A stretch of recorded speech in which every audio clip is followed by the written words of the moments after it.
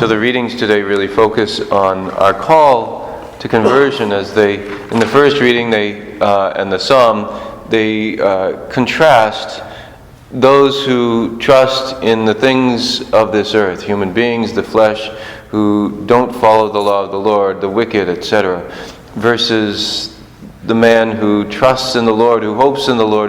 He is like a tree beside the waters that stretches its roots into the streams, saying, okay, we will flourish. The wicked seem to flourish in this world. But when we look at the long term, what?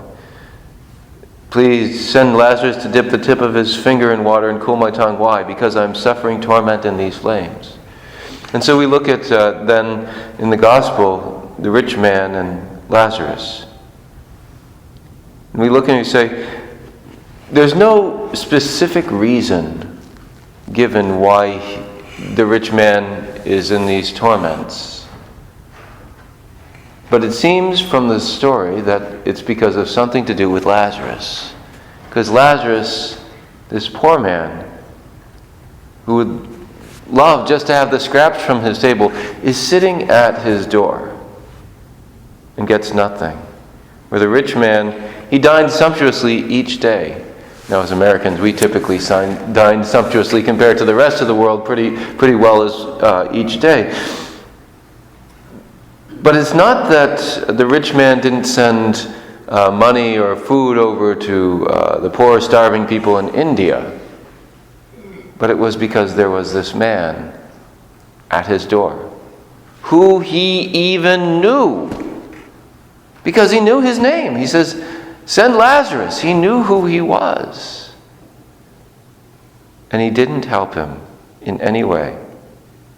And so there's this call, say, okay, what are the ways we show love? What are the ways we don't? And there's this call now to conversion.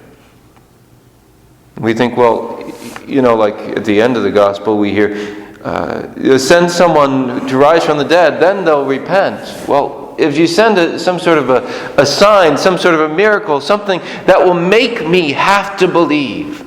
It's like Ahab, right? Or Ahaz, not Ahab. Ahab is what, the white whale? Moby Dick. Ahaz in Isaiah. Isaiah says to him, ask the Lord for a sign. Oh, no, I'm not going to ask for a sign. I'm not going to tempt the Lord. He didn't want to have to believe. He didn't want to be transformed. But unfortunately, very often, the miracles, the signs, they don't transform us. You think about, anyone can go to Mexico City and see Our Lady of Guadalupe, that incredible, miraculous image. Not just like, well, you have to believe that, Mary appeared to him to make this. No, NASA has examined it and says it's still miraculous, incredible. And yet people don't believe.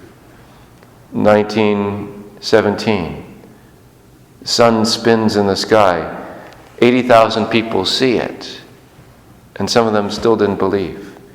Reported in the news, something that we can document, and people still don't believe. The miraculous does not necessarily force us to believe in this way. And Abraham says, if they will not listen to Moses and the prophets, neither will they be persuaded if someone should rise from the dead. Like Lazarus, who rose from the dead. Like Jesus, who rose from the dead. And so Jesus is saying, even though you don't see these miraculous signs, even though he did rise from the dead, now is the time to convert. We don't know when our last day on earth will be. So we have to take this moment to say, okay, I need to love God. I need to love my neighbor in this moment. And that takes some courage.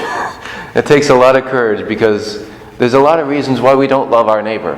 And some of those reasons might seem to be good reasons. And the Lord still says, now is the time.